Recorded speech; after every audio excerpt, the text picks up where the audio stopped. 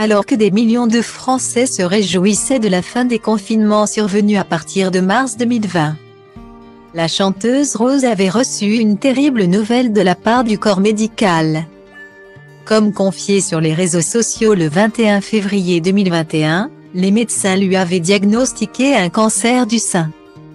Lorsque les confinements successifs furent levés, ce n'est pas des concerts qui m'attendaient, mais un cancer du sein, avait-elle annoncé. Un événement qui avait définitivement bouleversé sa vie au point de coucher ses pensées et son ressenti dans un livre intitulé Les Montagnes Roses. Je n'avais pas prévu d'écrire un livre. Je n'avais pas mesuré l'impact de cette nouvelle sur tous les pans de ma vie. Je pensais perdre mes cheveux, et devenir une de ces femmes warriors, à qui la maladie offre une nouvelle façon de voir la vie. Une de ces femmes qui vont chercher en elles une force insoupçonnée, découvrent leur vocation ou écrivent des livres qui s'intitulent « Merci pour ce cancer ».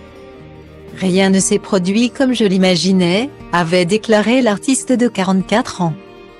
Et après s'être longuement confiée sur le plateau de l'émission Touche pas à mon poste en septembre dernier, la chanteuse Rose a tenu à s'exprimer à l'occasion d'Octobre Rose dans les colonnes de Pure Peuple.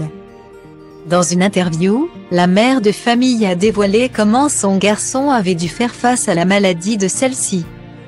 L'interprète de la liste ne l'avait en aucun cas épargné. Je lui ai montré des choses qu'il n'aurait pas voulu voir. C'était assez idiot de ma part. C'est toujours pour un souci de vérité, il faut que je dise tout ce que je pense. Il n'y avait aucun intérêt à lui montrer mes brins, par exemple. Je pense que c'était assez égoïste. Que c'était pour qu'il me plaigne. On se sent tellement faible, mal dans sa peau. Trop fragile.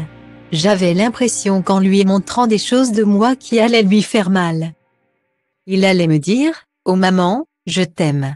Je n'en sais rien. Je pense. Je suis honnête. » Point. Virgule a expliqué Rose auprès de nos confrères. Dans ces circonstances difficiles, il n'y a pas souvent de bonne façon de faire.